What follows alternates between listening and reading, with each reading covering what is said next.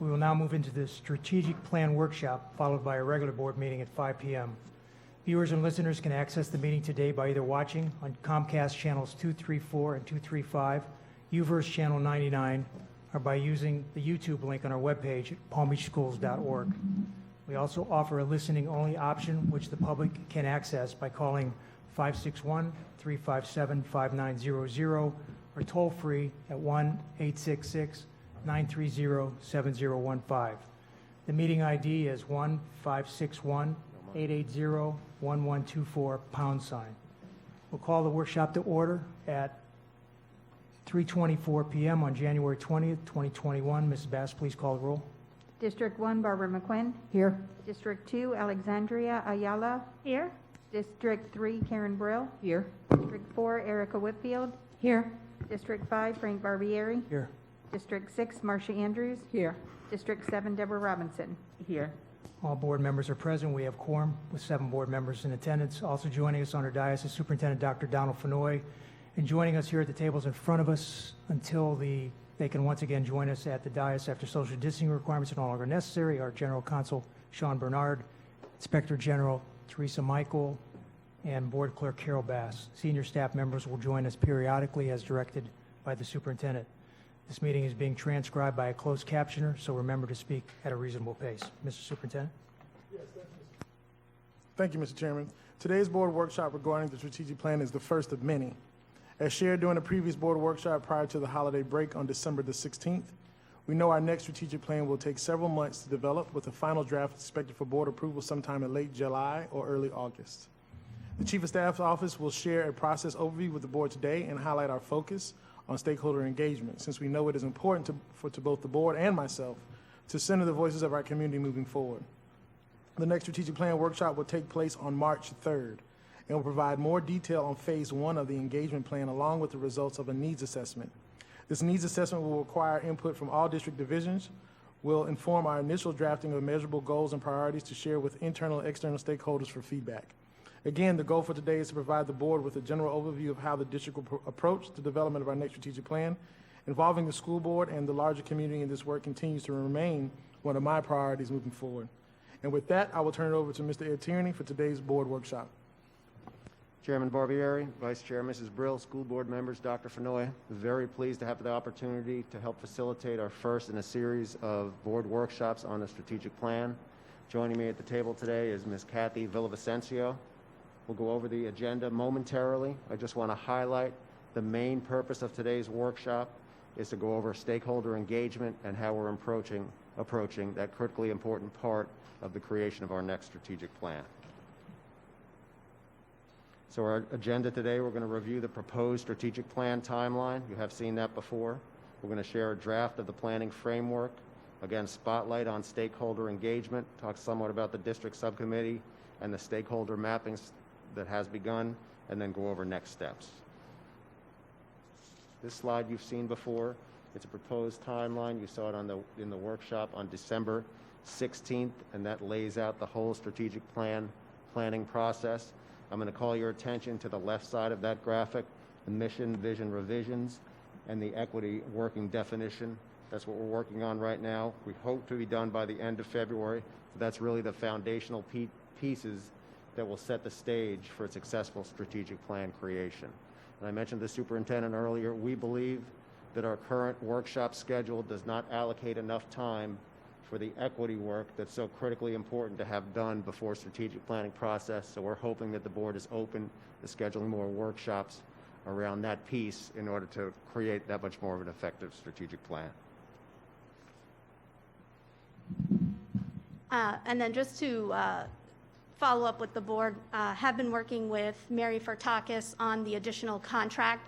We hope to have that in place by February 1st so that she can begin that work. So as Mr. Tierney said, the sooner we can have the schedule of dates for, an equity-focused workshop each month, the sooner we can hit the ground running. So hopefully that will be in place before February. But, the paperwork struggle is real here at the district. So just making sure that we cross all our T's and dot all our I's there. But it is in the works, and we have agreed on a scope of work. So we're excited to continue that work with her starting February 1st.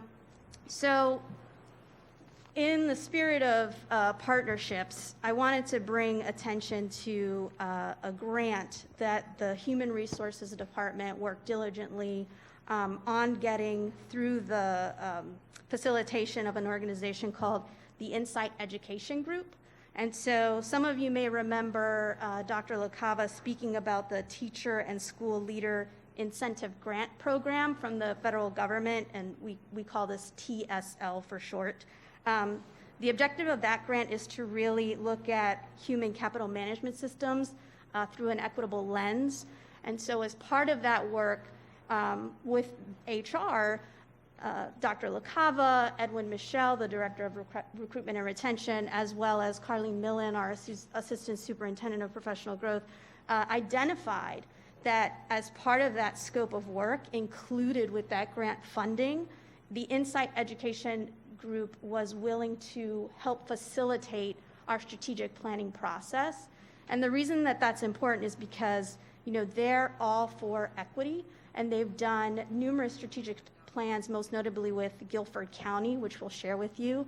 And for those of you who may remember Guilford County, the school board chair there is Dina Hayes, who has been critical partner in our REI work. So the connection there is very exciting, I think, for me and hopefully everyone else in leadership and the school board as well. So using Insight Education Group and their expertise to make sure that we keep an eye on equity, I think is a way that we can leverage just that grant partnership without taking away dollars in what we know is going to be a very hard fiscal year coming up. But that way we also make sure our strategic plan, again, just leverages the resources that we have. And so again, a huge shout out to Human Resources for just bringing that to our attention. And again, you may ask, why is Insight going to do that, as part of their grant? And I think they realize that equity can't happen in isolation. So in order to have this equitable human capital management system, you need to make sure that, the district at large has an equity-driven strategic framework. So again, just a nod to the work that they're doing in this space and how we can leverage that to facilitate our own strategic planning process. So these are some slides that Insight has shared with me. We've had a conversation prior to this board workshop. We'll have another one next week with the Chief of Staff to just see what level of support they can provide. But again, this slide points out, the school board, the district are really in tune with the mission and vision, the theory of action and core beliefs. And then as we conduct a needs assessment, this informs what draft priorities could be, what measurable goals could be. And then of course the district owns the implementation side of the house, which is the initiatives and the action steps. So this kind of shows how all those things flow and who owns what. But again, this existing partnership with Insight Education, I think, is just going to help us weave, that theme of equity throughout the plan, which we know the school board has signaled is something that's incredibly important during this process. And so what I really like about Insight is similar to the way that we're approaching our work. They're very explicit in how they're chunking things out. So really looking at 3 phases as it relates to the development of the strategic plan. So right now and through the month of March, we're kind of engaged in this pre-work phase where, again, we're going to be engaging the divisions in the different needs assessments.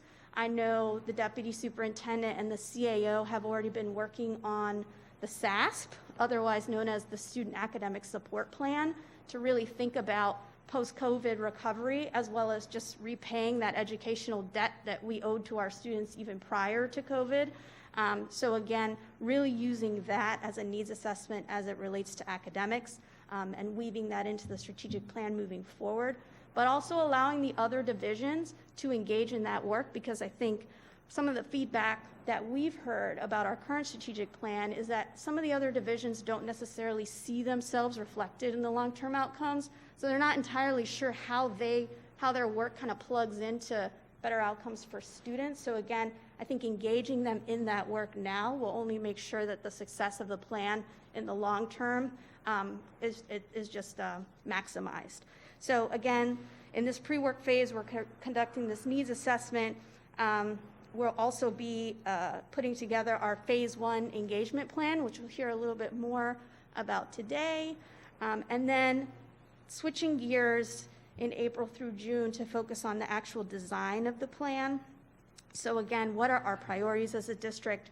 What are our measurable goals? Keyword measurable, like what can we actually do in the amount of time that the plan has allotted?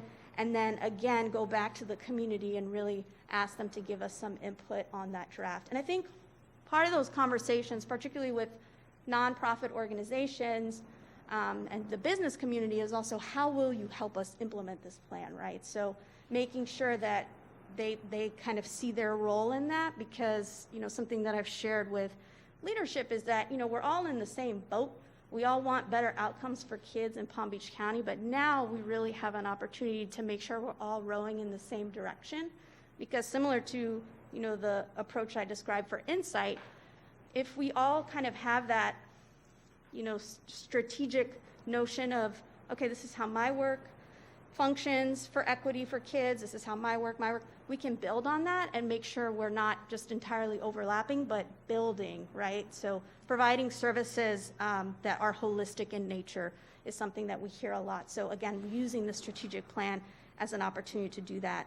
And then really calling out implementation. So again, we'll be thinking about that throughout this process, because we need to make sure that our goals are measurable in our draft strategic plan, and the one that is eventually approved by the school board sometime in July or August, as Dr. Fenoy said in his comments.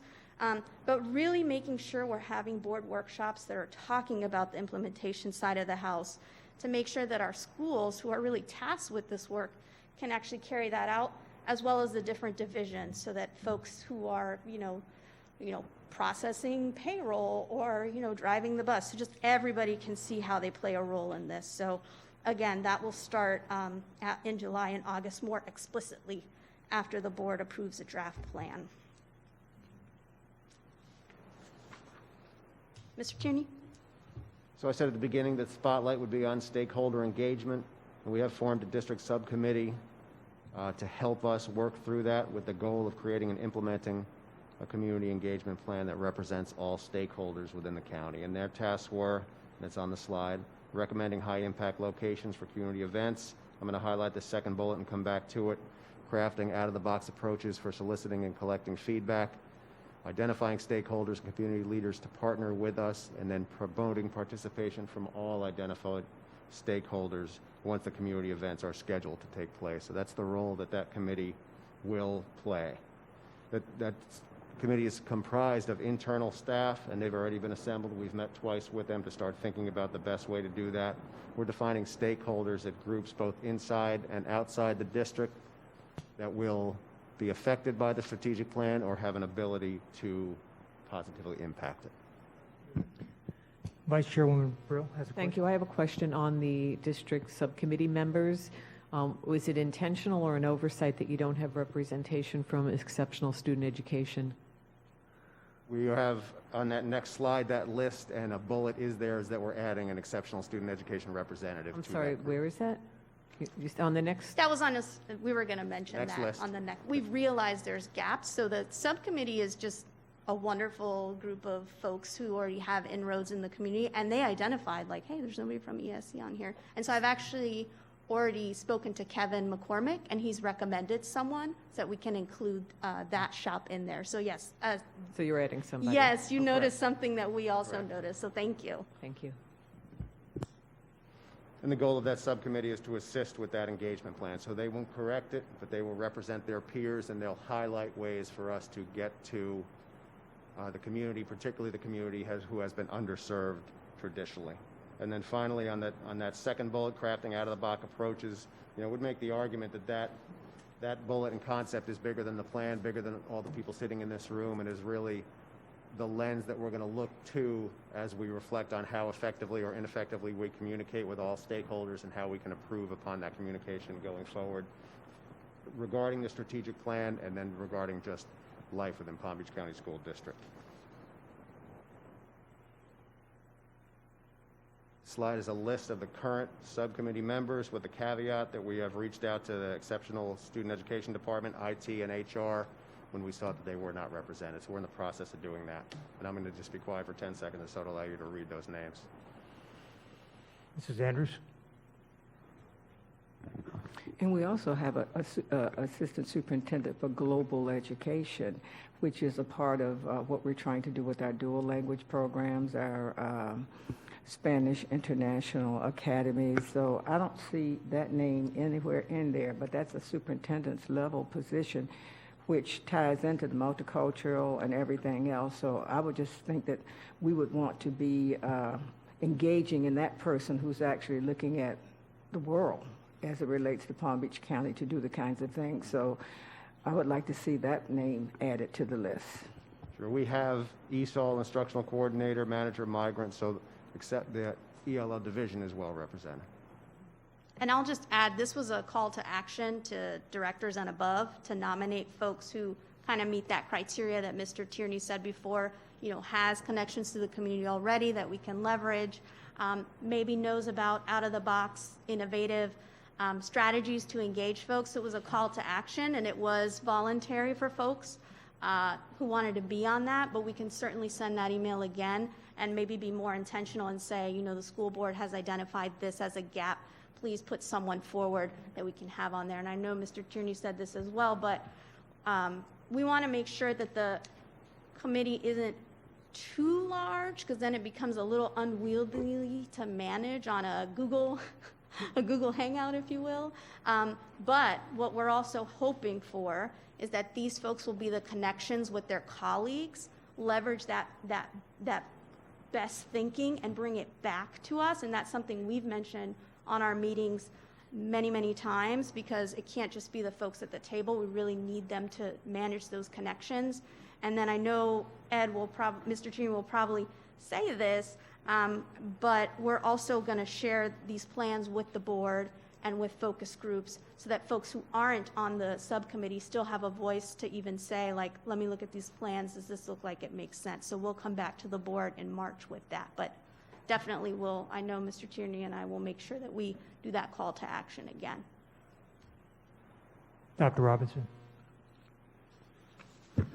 So just on this slide, let me also suggest that you add somebody from early childhood.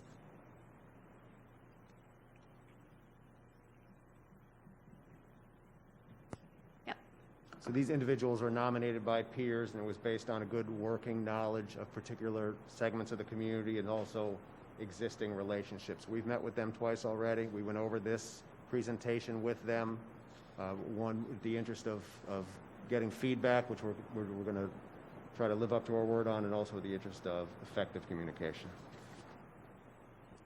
Thank you, Mr. Tierney.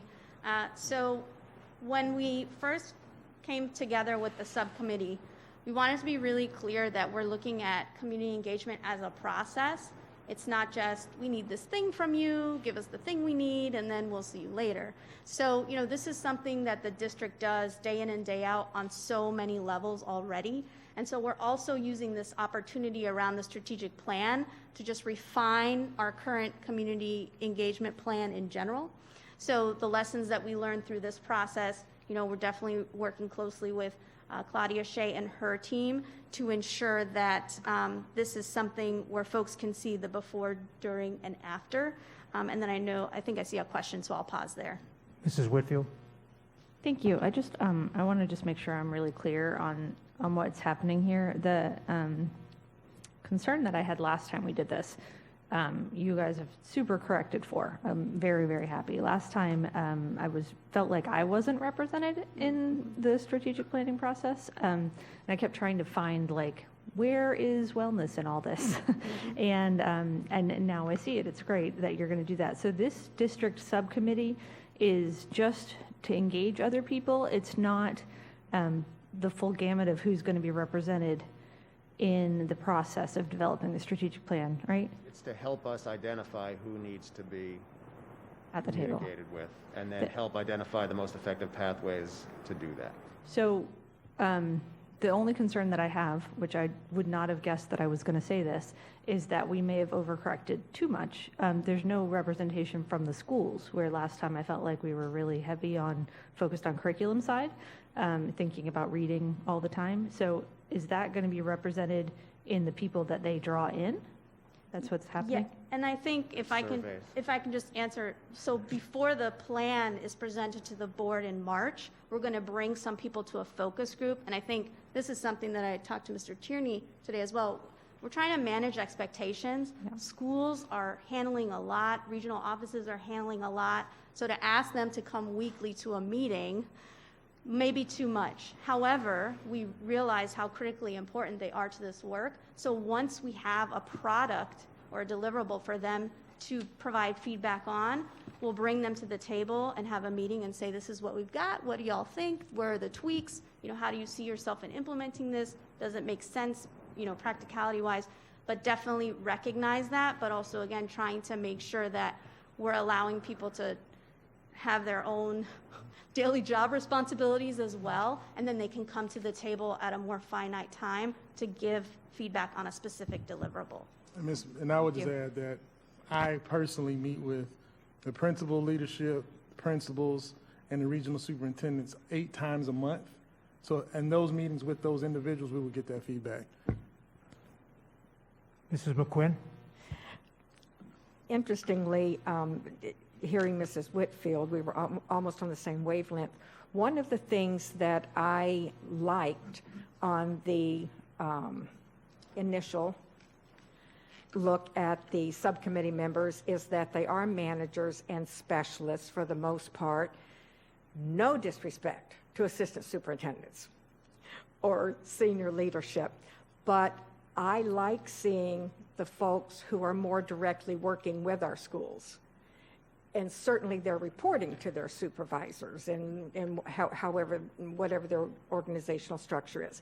But I liked seeing managers and specialists for just that reason. And I will just say thank you for that. I know we were very intentional. Capacity building is something that we recognize, and we're kind of, when we asked directors, you know, said you're more than welcome to come, but think about those folks that are looking for leadership opportunities that would want to participate in something like that. So thank you, Mr. Mrs. Andrews? They're giving feedback in a different viewpoint that we otherwise would have gotten, so they've really paid some dividends already. I'm sorry, Mr. Chair. Thank you, and maybe this is in the PowerPoint, but I didn't see it. And I don't know when we get to this, but, you know, we spent quite a bit of time on our last strategic plan, and I thought it was well done, and it's coming to an end. How will you actually work with the board? You know, I know all these people are very important, the committees are important, to talk about how well we did with that strategic plan. And what kinds of things do we need to look at before we start building committees? As a board member, I want to know what goals did we meet, what we didn't meet. That's going to help us to help all these people to do the kinds of things that they need to do. And I know it's in a new day and time as we kind of look at our issues as it relates to the pandemic and COVID and trying to get these kids who have lost learning. But I just want to know, how well did we do with all that work that we did before? Where are we? And we should see what we need to be working on from looking at that data. I think we could get something to be presented to the board to show us how well we did in all these areas. And so when we begin to put all these teams together, I would think that would be a working document for them so that we won't make the same mistakes again and we can be at another level. Is that something that's in here that you're going to talk about? It's not in this one, but I think it's a really good point and a good question, and I think standing up this strategic plan, the precursor to that will be sunsetting the previous one, and that sunset should include kind of an encapsulation of how did we do, what did we do well, why did we not do well, or, you know, what didn't go well, why was that? So I think that's a really good point that they'll go into sunsetting the previous one prior to the initiation of the next strategic plan. Yes, because just to follow up, Mr. Barber, because I just think you need that when you're talking about all this that you're doing here. And as a board member, I would really want to see that because that would help me to know what you're talking about, what these people are going to be working on, and so on. So I think that comes a lot sooner than later as we move through this process. And I think we were very intentional about doing the community engagement piece first, just how are we going to bring folks around this thing that we're trying to collect, because we wanted to make sure that we had your feedback, because I think that can be folded into the needs assessment, right? Where are we now? Where did we go? And I know the long-term outcomes were in the annual report as part of the superintendent's evaluation back in September, but I think a more public board workshop of that can be done. But the annual report does contain that information, and so we'll make sure we schedule something so that that is a more public conversation. Go ahead, Ms. Sanders. And I just think it needs to be broken down a lot. I know it was in that annual report, but we need to break that down, talk about it, discuss it, so that we can not be here again. So, Absolutely. in some type of matrix, so we can see what it is that we're talking about. So, thank you. Dr. Robinson. Thank you. So just to follow up on that, in addition to the outcomes related to the prior strategic plan, and I think Mr. Tierney just mentioned this, but I think we need to reflect upon the implementation and where the missteps were. And so for me, I know that I understood that there would be these, I don't remember what term was used, but community partners that would be matched to the strategic initiative owners, right? So that there would be ongoing community input on whatever steps we were taking relative to that particular step in the strategic plan. I don't have any evidence that that actually happened with any kind of intentionality or integrity, right? And then that comes to the second part of what is the expectation of the rigidity of the strategic plan? Because it seems to me that we had that strategic plan and then we said, that's it. That's what we're doing. We're not talking about other stuff. Like, yeah, you can talk about that, but yeah, I don't know. But it was like there was no concept that the strategic plan could be tweaked during the strategic planning period or the time that it was to be implemented, which I think is flawed, right? And so I would hope, and I know you're trying to keep us on target with the input piece, but I'm just saying I That's can't helpful. stay inside the box at all. So I would hope that we would set up mechanisms, for example, the outcome metrics that Ms. Andrews referred to, we set those up in this plan and review them annually with the expectation that we can improve it, that we can tweak it based upon what the data's saying. I didn't like that rigidity of the strategic plan, or at least the way we implemented it. Thank you. I think building a mechanism certainly to review annually, to reserve the right to adjust when necessary, but if we found that the last strategic plan limited or stifled conversations to a point, we talked about this last time, I think we consider casting our net widely on what the strategic plan covers. Is it just limited strictly to academics, or do we look at HR, finance, communications, other goals? So it would be a wider variety of subjects to continue to focus on. I think it's important for all of us, though, in the strategic planning process, and I understand Dr. Robinson's feelings about the rigidness. If we go down that road, or when we go down that road, we have to be comfortable as a team that when you start tweaking things, that we're just not adding things, because then we find ourselves in a situation. I remember when I joined the district, which was a couple of years after the implementation of the strategic plan, we started receiving feedback from the board that the process that we were giving feedback was too long, we were doing it too much. And so the question would be, if we're going to add things, we have to just monitor ourselves and make sure that every year we're not just adding something new and we don't finish something. Because then now you're just adding more. Because one of the things, the biggest changes that I hope to see, that at least I'm asking for from the committee, we had 19 different initiatives last time. I think that's right, was it 19? Roughly around 19. I guarantee you most of us don't even remember what those 19 initiatives were. And so we have to be careful around, and so one of the things that the team said when we started talking about sunsetting the current strategic plan and moving forward was, is 19 different initiatives actually something that you can actually do? So to Mr. Andrews' point, when we come back and really start talking about all of those different initiatives, I know for a fact that when I first became superintendent, we started combining some of those initiatives because there weren't enough employees to manage all of them. And so I think that's the type of conversation we have to have around what can we actually do? Because again, if we just keep having a new year and we say, oh, we want to do this, before you know it, we go from 7 initiatives back up to 30. Mrs. Whitfield. I think you bring up a good point, though, about kind of how we hear back from people on how we're doing. I know it seems to have sort of fallen off in the last couple of years, our reporting back. I remember when there was a time when we did have the owners of each section would come and present. And so I'm wondering if, as a part of this plan, we could really set in some firm dates that we're going to hear back on specific topics, like the increasing reading on grade level by 3rd grade. That was something that I know that we never made any real progress on during this whole time, but we kind of stopped talking about it at one point too. And so I think, you know, if we can acknowledge midway through the plan, this thing that we were going for isn't going that well, how do we reorganize our funding so that we really focus on it? I know that's something that we as a board have talked about a few times, is do we really care about reading? We said we do, but we're not really focusing towards it. And then if we can have those regular report outs here, I think with you guys coming and talking to us, I think it gives us a chance to say, oh, that's right, we were talking about that. It is a priority for us. Why aren't we moving forward? And it puts some accountability on us as well as staff at the same time. Thanks. Vice Chair Brew.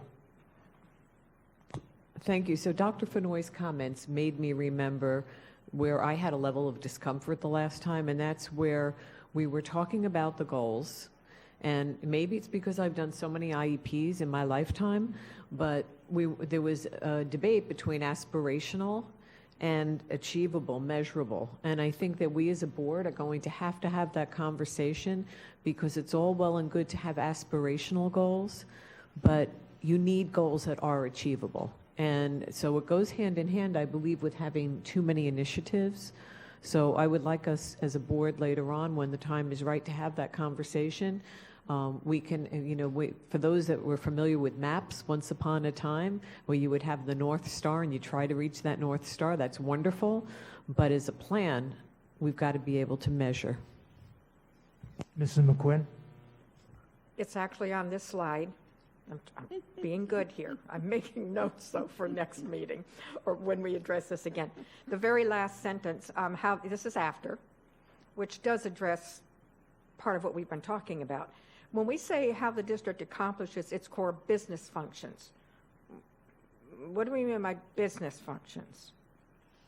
Yeah, so I think this has to do with, you know, our mission and vision, right? So I would assume that our core business function is to educate children, but I also think, you know, for the divisions and the needs assessment, really identifying what their core business functions are, so that we can make sure whatever measurable goals or priorities we outline include that, right?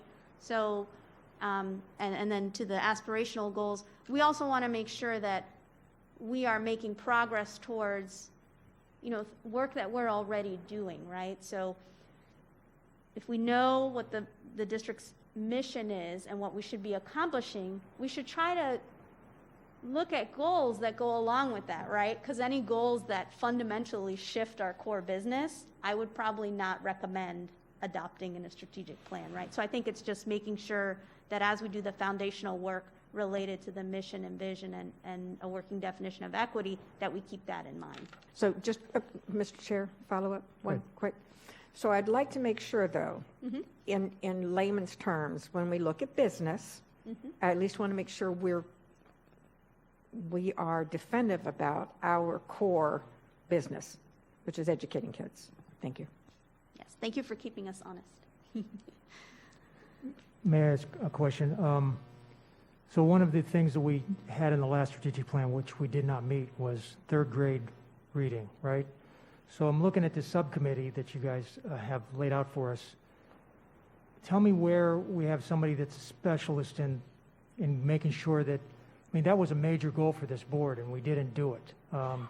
And we talk, as Ms. Whitfield brought it up, and the other board members, about progressive, you know, giving us input so that we don't wait 5 years to find out we're way behind in third grade reading. So first of all, I'd like to know who on the district subcommittee is going to be looking specifically at that, because I'm sure that's going to be one of our major goals, again, in the plan, is to make sure these kids can read by the time they're out of third grade. But also, I want to make sure that you come to us on a regular basis and let us know how we're doing there, so we don't find out that, we're not outperforming the other districts, like we just found out that there's other districts that are doing better than us. If we find that earlier on, then we could probably have you all look at what they're doing differently from us to come back with some ideas on how we can fix that problem. So we can make sure that but again, would you just answer my question? Who on the district subcommittee members, who do we have on there that's actually, going to really be involved with those youngest kids? That group is created to help us make sure that we identify all of the stakeholders that we need to contact, with a particular lens on the ones that we may have missed before or not have the voice. So that's the purpose of this group. Us hearing back from schools and academic needs, we're not concerned that we'll miss them. So they're not represented here. But when we do the division surveys, that everyone does kind of a self-assessment, that's where we're anticipating finding the academic goals that we need to hit. Okay. But this group is just to ensure we forgot about this population, we didn't communicate effectively with this population, they were not heard. The academic goals we're less concerned about missing. Okay, thank you. Mrs. Andrews? And as I was saying about the board actually looking at where we've come from as to where we're going, the community is going to be looking at us very closely too, because we made a big deal out of the strategic plan. We went everywhere in all these communities talking about what we were going to do and how we were going to do it, and then it kind of froze on us somewhat.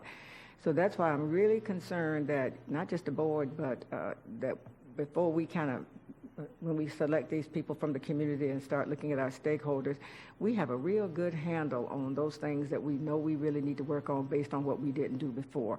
Because most of them probably still have that great book that was very glossy and wonderful, and it didn't take us to where we wanted to go. So, when I don't know who these people are on here. Hopefully they're going to be representing all these different arenas here that we're talking about. But I think when we start looking at the community piece, people really don't have the time if we're not really sharp and crisp about what we want them to do. And right now, as I look at the pieces that we're doing now, as a board member, I don't feel crisp because I need to kind of know what happened to the other one and all the pieces. Maybe it was in Dr. Fenoy's annual report, but we got to break that down better. But we got to break it down for the community people that we want to help us to get the other community people out there to give their voices, because they're going to say, what did you do with the last strategic plan? So I just really want us to kind of know that we got a lot of work to do with them too, as well as this board. Yeah, and I think as it relates to the needs assessment, when we come back to the board in March, and I think we're being very intentional about putting dates out there for accountability purposes as well. So y'all know we are coming back to you, and I know Dr. Fenoy has just been adamant about making sure the board is involved on the ground floor, and I'm glad we're having this conversation today to inform that. When we go out to the community, which again, as Mr. Tierney said, the goal of this group is just to talk about how we're engaging the community. They're not drafting the plan or any of the goals or looking at where we are and where we need to go.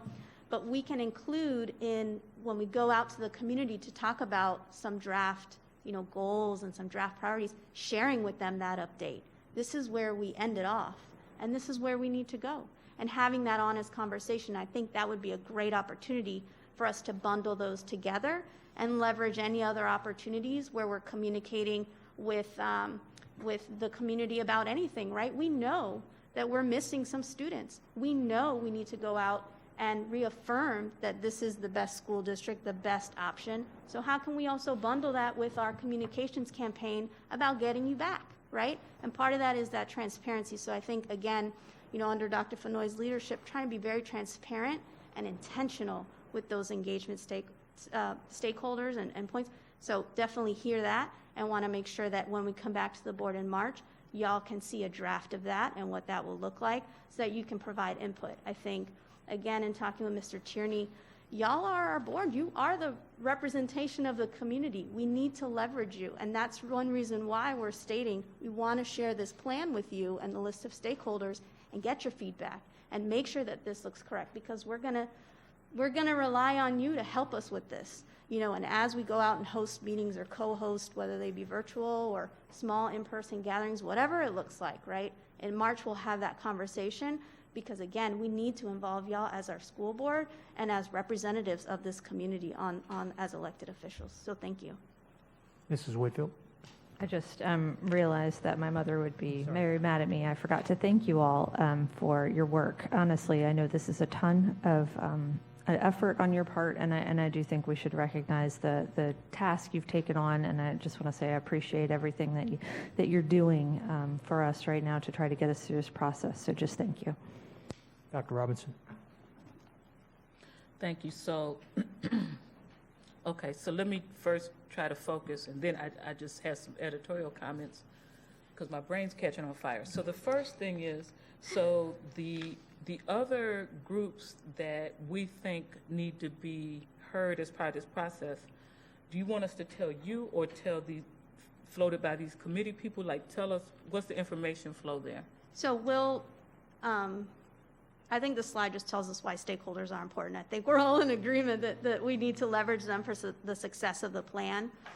But this, we'll have a conversation. I'll let you, finish your questions and things like that. But this is a product, a matrix that we will share with you through the chief of staff so that you can see all that. So again, being intentional about your time, giving you something to comment on and give us feedback on. And I think, in hearing Mrs. Andrews' comments, this is a different strategic plan. When our previous superintendent came on board, he was new and he was doing listening sessions. It was part of his 90 or 100-day plan and said he was going to come up with a strategic plan. We're in a very different place now. Dr. Fenoy is, in March will be his 3rd year as superintendent, right? We've got a lot going on with COVID. We know what we need to do.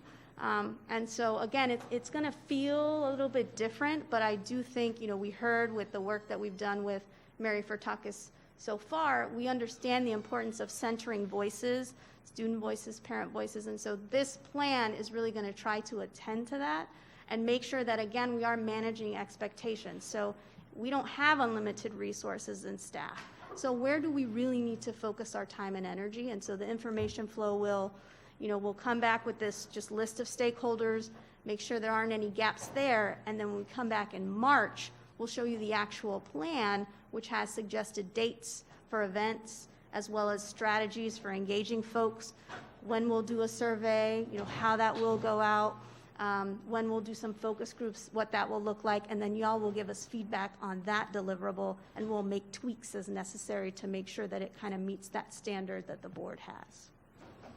So may I finish? Okay, so please excuse me because I think that I'm having a post-inauguration high crash, okay? Okay. I'm feeling a bit I know it's hard to meet those expectations. Yep. Okay. Yep. So who do I give my list to?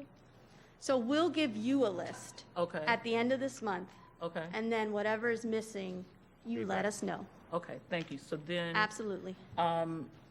just a couple more things. So I believe that we, as a leadership team, need to do more study. Now, that is my opinion, right? Which is why I started giving data. And don't be taken aback by the however many slide PowerPoint you have in front of you that I'm going to talk through a little bit tonight. But we need to, we are told things through the eyes of career educators who, yeah, they have experience, but we were elected to bring our viewpoint and our community's viewpoint to it and look at these things through those glasses. And so we have got to look at it. I don't think that this timeline gives us enough time for this leadership team to collectively study the current status. I think that the point Ms. Andrews made about the data related to the outcomes we hope to have from the previous strategic plan are important, but I think that disaggregating a lot of different data and showing it and having the board discuss it is also important, right? So I would just like to see some that pre-work part take longer. And I don't know what the downside is for a delay in the creation of, to the rollout, the announcement of the strategic plan. But now, let me say this. And here's my editorial comment, and I'm gonna be a little dysphoric here, but I don't feel like hearing about the adult problems anymore. I'm pretty over it, right? So we are here to educate and serve children, right? And to engage their families and other members of the community in that process. And I hear that clearly in the comments. But to say that we can only focus on a few things, how many standards is any fifth grader supposed to learn? I mean, I'm just having trouble with that. And I'm also having a great deal of trouble with what appeared to be, the way I heard it, and maybe it's just the way I'm looking at things at the moment, but the way I heard it, that aspirational goals are different than measurable goals, right? Aspirational goals can be measurable. You can have some aspirational goals that are not measurable, but I am not interested in creating goals just so we can check that we accomplished it, right? Our children are suffering, right? They continue to suffer, right? We know that they are suffering more now, right now, in the midst of this national crisis, right? And so please don't say anything around me to suggest that we're going to lower our expectations or narrow our focus so we can check that we did it. I'm not gonna accept it. And I'm not gonna be quiet when I think I hear it. If I misheard, tell me. But I'm gonna just tell you right now, right? Now is the time, right? If we're not gonna step up now, then you know what? Shame on each and every one of us. I'm done. I am done with the pity pat talk. If we're going to do a strategic plan, let's damn it, slam it on the table and do one that meets the needs of our children, not the adults that are here getting paid to serve them. Vice Chair Brew. Thank you. So actually, part of my comment is, yes, maybe I misstated or you misheard, but what I'm talking about is having aspirational versus realistic. So yes, you can have an aspirational goal of all children in third grade 100% will be on a reading level at the end of a certain period, but you need to there's a difference between goals and objectives, right?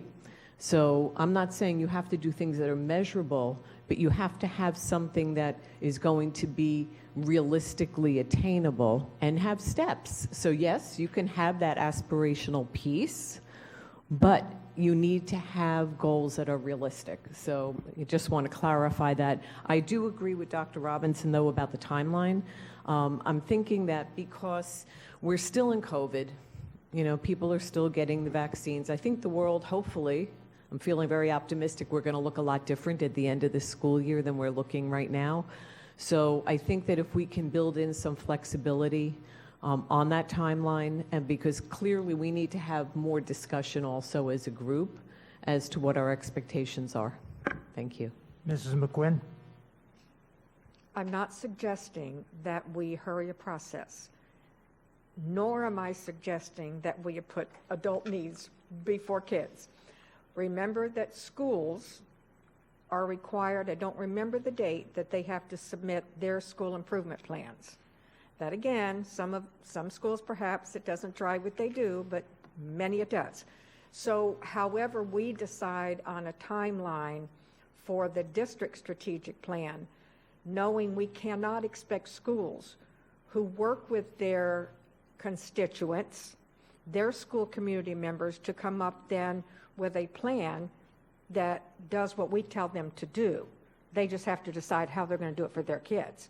So we either have to tell them, you're not going to have our district plan in time to do your own. I just want that in people's minds.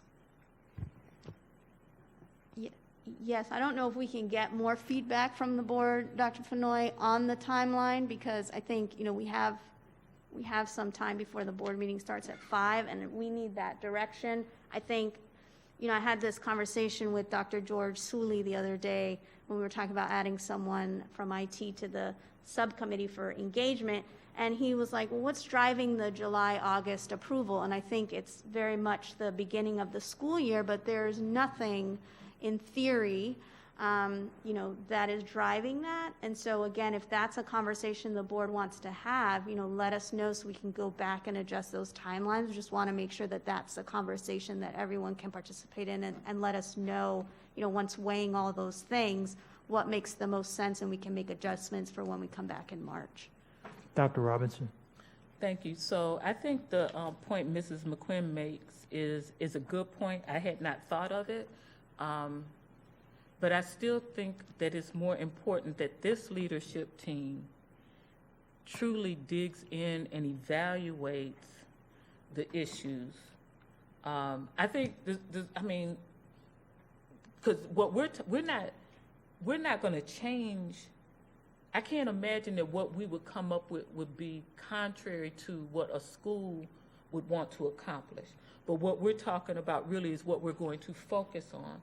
So even though I can see that if we postpone the rollout of the strategic plan, it would not be available to manifest in school improvement plans, I don't see that they would be in conflict in the meantime, right? So I just think that our study of the issues is critically important. And again, that's what I've started trying to do with my my data at the start of the board meeting, because I just don't think that we understand the issues deep enough.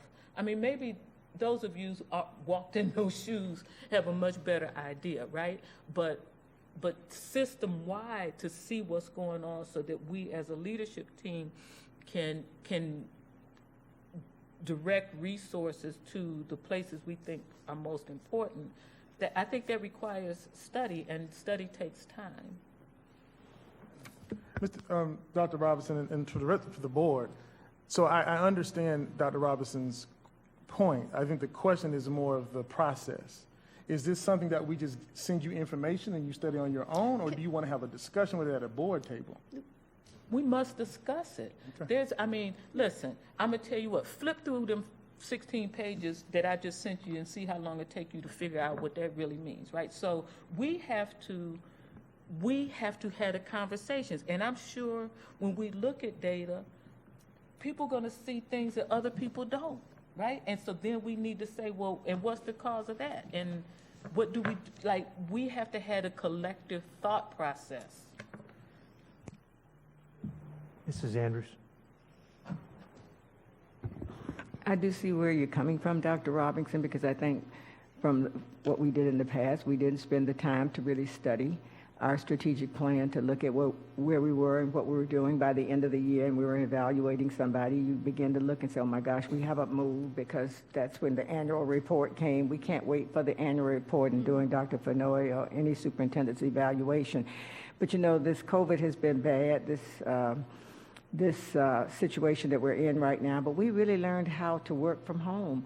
And so we may not always have to be in a board meeting. We can click in now and have some discussions right there on my table, where I've been meeting with you all for 6 months before coming back here.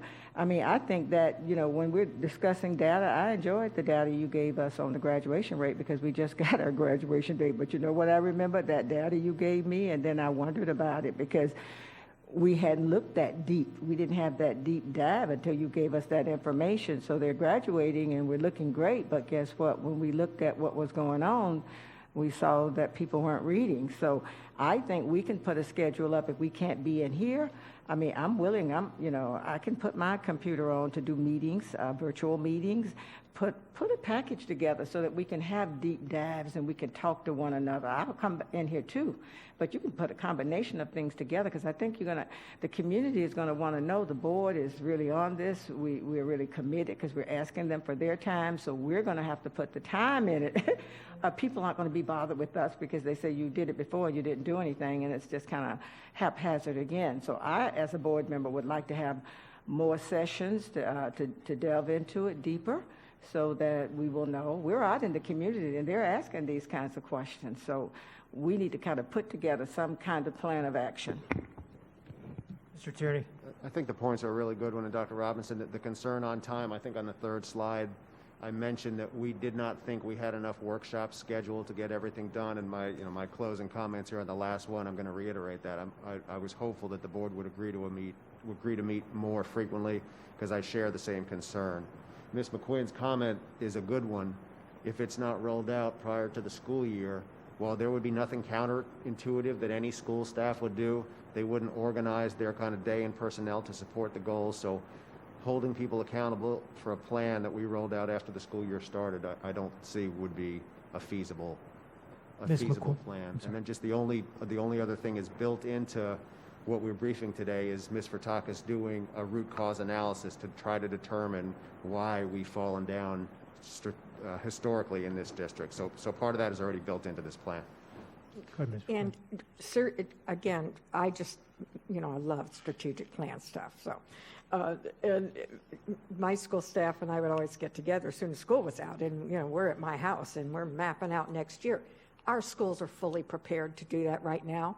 I don't even know if they could act on our leadership level right now because they're in the weeds as they have to be. I'm very comfortable with our schools having direction from Dr. Fenoy about this is what I want you to focus on, and they can move forward with their plans for next year and meet all of our FDOE deadlines for whenever they have them to get stuff in. I'm very comfortable with that. I'm just really pleased that we had the discussion. I would hate for us to get into the next full-fledged strategic plan that I came into.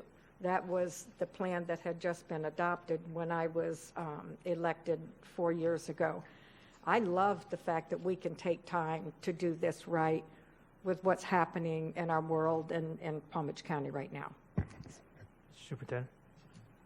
Yes, if the board doesn't mind, I think I would instruct Mr. Tierney and Ms. Bass to start working with the board on a potential calendar, because again, I know some of you have jobs and you have other commitments, so I would, if the chairman, if the board's will and pleasure, I will instruct staff to start working with the board beginning this week on creating a schedule for additional workshops.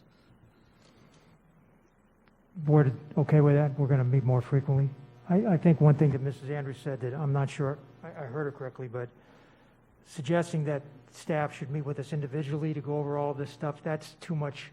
I mean, I think we're asking too much to have staff meet with 7 board members to go over 7 board members' issues on a regular basis. They've got to do their job, and part of their job is, of course, talking to us, but having to inundate them with having to meet with each one of us individually for an hour, 2 hours, whatever. I don't think it's fair to ask of staff, especially if we have the opportunity to have more workshops and get together more often, which we do on Wednesdays when there aren't anything scheduled. We should take advantage of that so that staff can hear from all board members at the same time. Dr. Robinson? Yeah, let me just correct that, Mr. Barbieri. No, I'm not saying meet with us individually. I says we have learned to work remotely now as a team that we did for the last 6 to 8 months before we came back in here, and we can have remote sessions for those who may not be able to come into this building as a group, all 7 of us.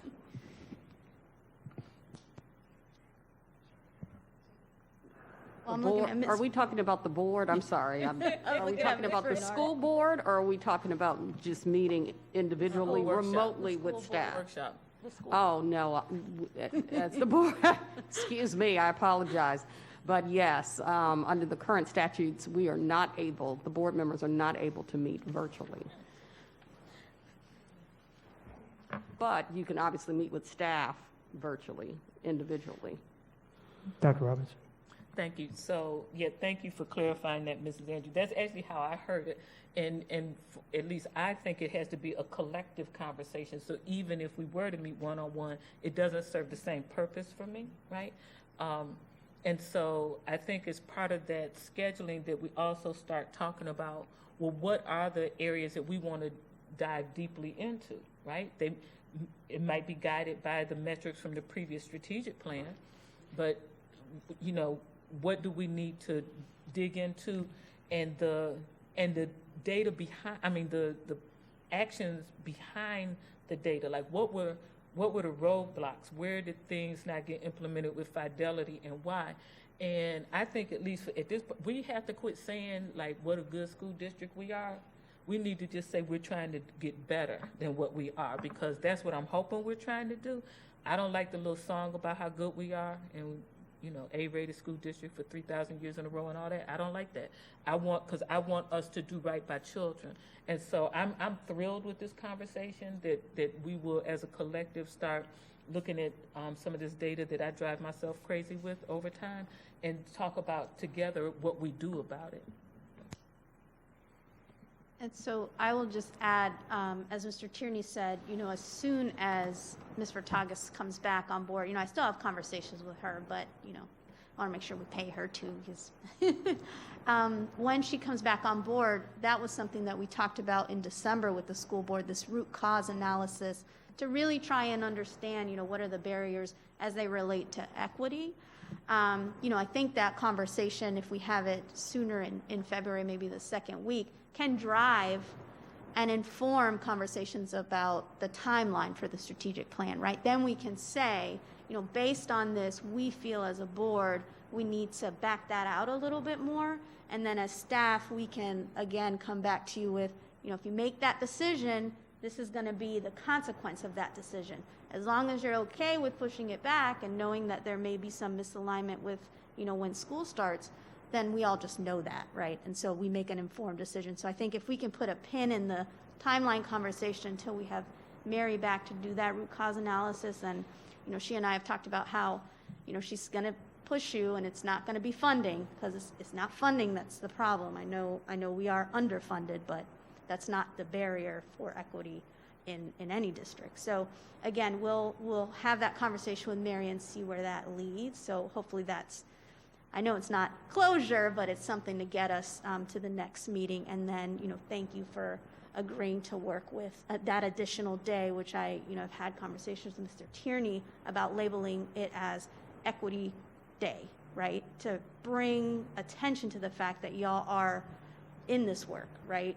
And want to specifically say it's equity.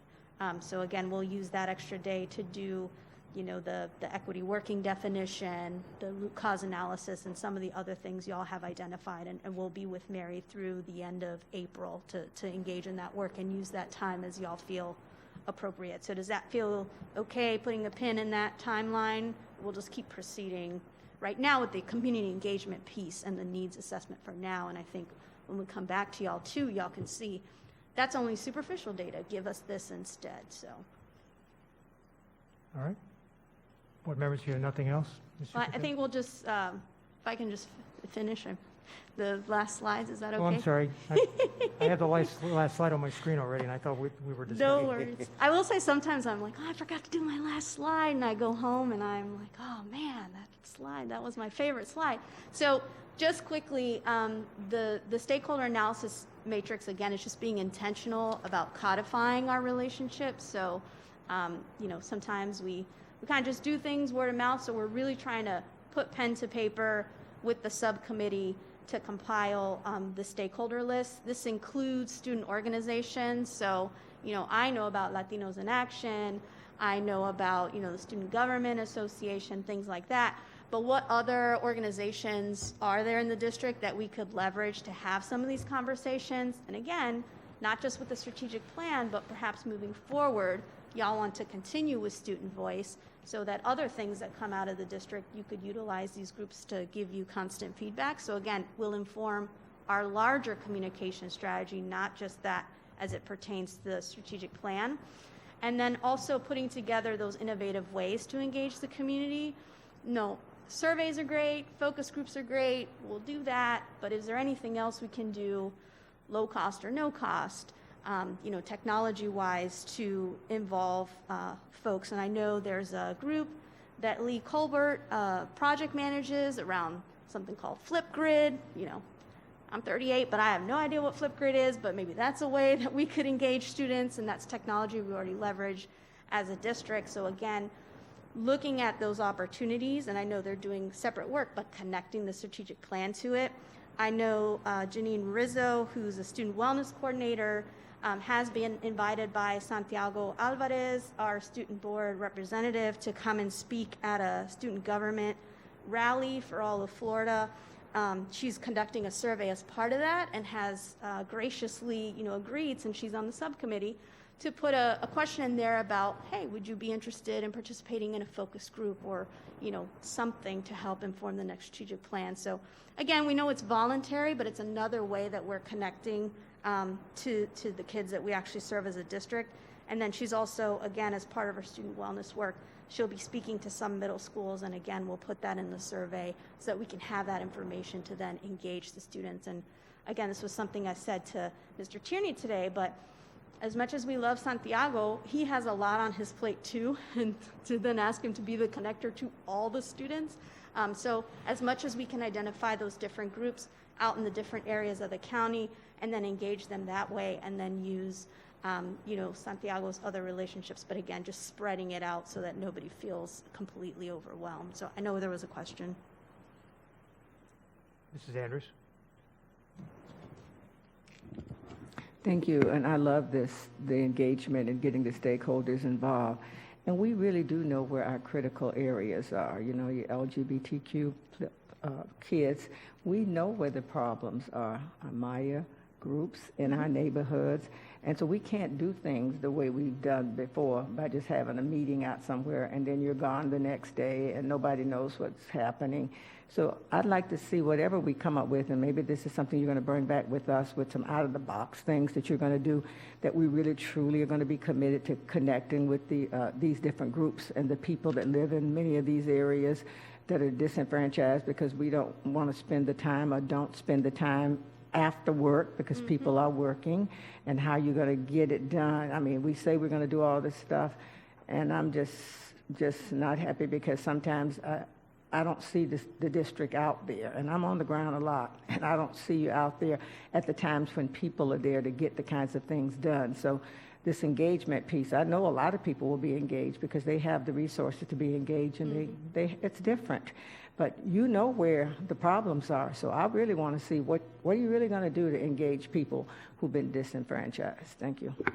Yep, and I think that's why we want to bring the list of stakeholders to the board at the end of January to see, and then again in March, we're coming with that phase 1 plan for y'all to see, are those really innovative? Are you getting those disenfranchised folks? So March will be the time when y'all will see that and can give us feedback on whether or not we are filling those gaps or where we're falling short. And I think what I appreciate about coming towards the board, I joke that this is my hobby. I love doing board workshops because we can have this conversation and y'all can say, this is what I see, and then as, working in the Chief of Staff's office and through Dr. Fenoy, what can we do? And if we're not meeting that mark, saying, we're doing this right now, is this where we should be doing that? If not, I need to take away from here to go there. And then y'all can know that and understand that, and again, make those informed decisions. So this matrix is intentionally set up to also leverage current touch points, because we do know our multicultural ed folks in other departments, student wellness, are doing a lot of this, ESC as well. They've developed a lot of great strategies because of COVID. They've been in the trenches. So again, to Mrs. McQuinn's point about involving managers and specialists, making sure that we leverage those opportunities so that when we do have that captive audience, we can share the strategic plan with them in addition to, the other things that we normally communicate with them on. So again, bringing it all together, and then also thinking about their involvement. How can they contribute to the development of the plan so they, again, see themselves? And I think that will lend themselves to Dr. Robinson's point about implementation, focusing on, this community partner can help us, but doing it up front and mapping that out, as part of those implementation conversations when we come back to the board, whenever the final plan is approved, if it's not in July and August, so that up front they understand what we need to ask of them. And this is a conversation I had when we were working on the student academic support plan. we have funders in the community who are giving out money and grants. I think about the United Way, about student outcomes. Wouldn't it be great if they could align some of that to the work we're doing, or we could, again, a whole system that's kind of working for all the kids in Palm Beach County, I think, is the ultimate goal. So again, this matrix is one step in that, so that we can just continue to have those meaningful, informed conversations with the board and the community. Dr. Robinson. Thank you. So even with my critique, let me thank you, because I see your intentionality in terms of trying to reach out to those that we don't traditionally listen to. So I do want to acknowledge that. I think for me, the point that I want to make now is that we must appreciate that some people have not had the experiences to know what to dream of for their children, right? And so what I saw this district do in the past was to say, we'll just ask parents what they need, right? And I mean, that's a good question. You don't know what you don't know. I want to say, this, how about if I show you what I dream of for my children? You want that for your children? Like, because some people, because of the structure and circumstances, have not had the ability to dream, right? And so part of this has to be to inspire them to dream too, right? And so with that, it seems to me that the portrait of a graduate is part of this plan. Like somehow in my head, if we come up with what the portrait of a graduate is for Palm Beach County schools, then we can essentially shop that to the groups and say, what do you think about this? How would you improve on this as the vision? And then how do we get there together for your baby and everybody's baby? So I just need to hear are we going to do the portrait of a graduate? Because it seems to me that that's early on in this process. So I think right now, like, it's interesting when you say that, because a lot of people on staff still don't really understand what that looks like. So that's actually on my list to talk to you about. The idea of a portrait of a graduate, because is it something that you want us to create? Does the board want us to does the board want to create this idea? Or do you want us to present ideas and then say, okay, I like that part, take that part out, put them together? Well, I think it's always more efficient if you put something on the table first, because otherwise we're starting with the noun and the verb, right? All right, then I But got you it. can like Google it and find the portrait of a graduate, and other districts have different names, but I think if we can I think it will help, for me, it helps us with our mission and vision too, but if we could just figure out what are the characteristics and experiences that when they walk across that stage, we want them to have had. What is it we want to pour into them? And then I think that also is kind of a equalizing point for communities who have everything and communities that don't, that they could all say, I want that at the least for my baby, right? So yeah, I need you to bring some thoughts to us, help us dream the big dream about what we're trying to accomplish here. That portrait of a graduate's really backward design. I think what do we want it to look like, and then work back. But to your earlier point, the subcommittee was created to not only identify the groups that traditionally have not been identified, but then also help us communicate. Because if we found those groups and then we went and said, what do you think the district should look like, the context of that question would probably make it meaningless. So that was really the purpose of that subcommittee, was to not only identify, but then to help communicate that very question. I think to build on that, I love Mary. We had talked about how Portrait of a Graduate may fit into the vision work, maybe using that as a framework to drive the conversation around vision. And so I think where we left it on December 16th was, the mission seemed a lot easier, right? Because it's shorter, and I know Mr. Barbieri said we had a preference for one, so perhaps, we could take one of the examples we saw and maybe use that one for this district. I know it was a joke, but, I think that's a little bit more tangible.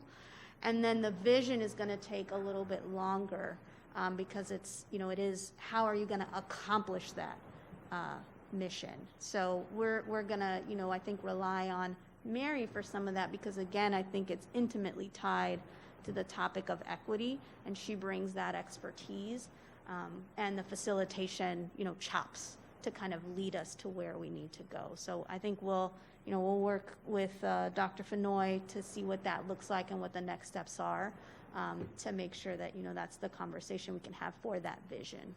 Superintendent?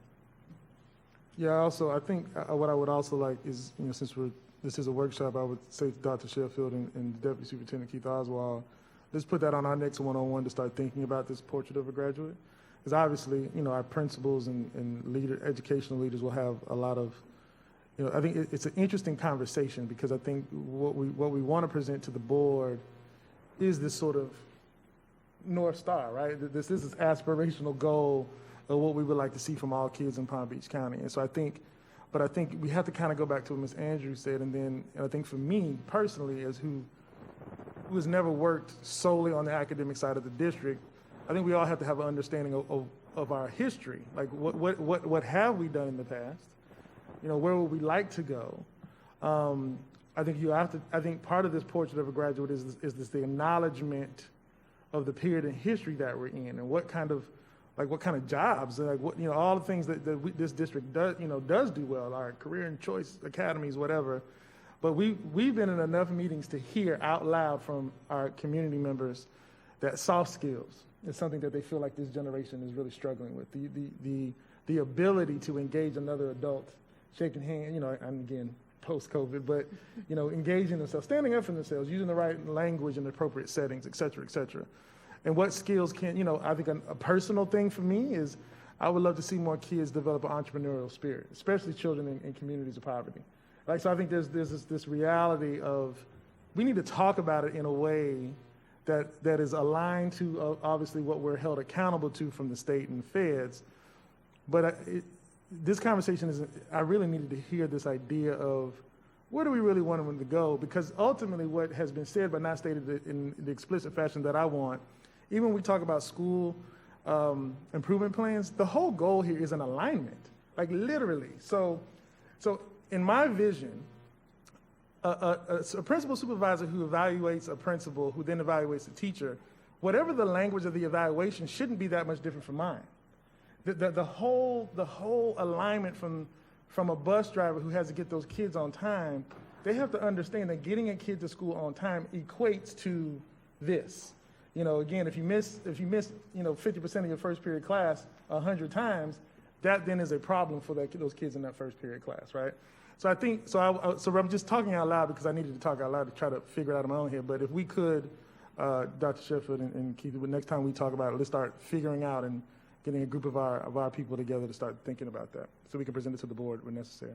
Yeah, and I would just add, if the way we approached our entry point into equity was kind of with that deep dive, I use that term loosely, it wasn't very deep, but it were some things that y'all looked at individually. Mary came in and kind of said, what do y'all think? Here's some questions. We came back as a collective, looked at that, and then that informed where we needed to go. I would say, that could be an organizing structure as well, where, the deputy and the CAO kind of put some things together, get you to think about it, whether we leverage Mary again to have those one-on-ones and then bring it back may be a good organizing structure for that. So our next steps, you see the dates in front, complete the stakeholder analysis, development of the Phase 1 engagement plan, the needs assessment, and then begin that Phase 1 engagement plan. And then just to follow up, we heard Ms. Andrews really highlight the need to sunset the last strategic plan in detail. I support that completely, and we'll do that. We heard from a number of board members the desire to be regularly updated on strategic plans. So we'll work on semi-annual, quarterly scheduled workshop to continually give feedback to the board so you know where we are. It was not explicitly said this evening, it was alluded to a couple times, and I'm going to mention it now and throughout this process, is accountability. We have to have an expectation of accountability once we create this plan, or I'm going to submit that it's not going to be worth the time and effort that we put in. So as we create goals, we have to understand people will be accountable to meet those goals, and then we have to understand within the organization everybody here cashing a paycheck is have to be accountable for achieving those goals, or else I'm going to submit it's just not going to be worth the effort. So that wraps up the workshop, unless there's anything else, Mr. Board Chair. Well, I'll just add, I know Mr. Bruce Harris is in my mind. We have a policy on strategic plan from like 1987. So perhaps when we come back in March, we'll bring that forward as well, because that will just help us in staff. You know, I spent a lot of time with Bruce, so I would be remiss if I didn't mention that. So if we bring that forward with some revisions, perhaps then we can, you know, kind of go from there and set that expectation as part of this larger conversation. So thank you. All right, thank you. We have a motion to adjourn. Motion by Ms. Whitfield, second by Mrs. Andrews. All in favor, opposed? Workshop is adjourned. We can't start the next meeting until 5 o'clock.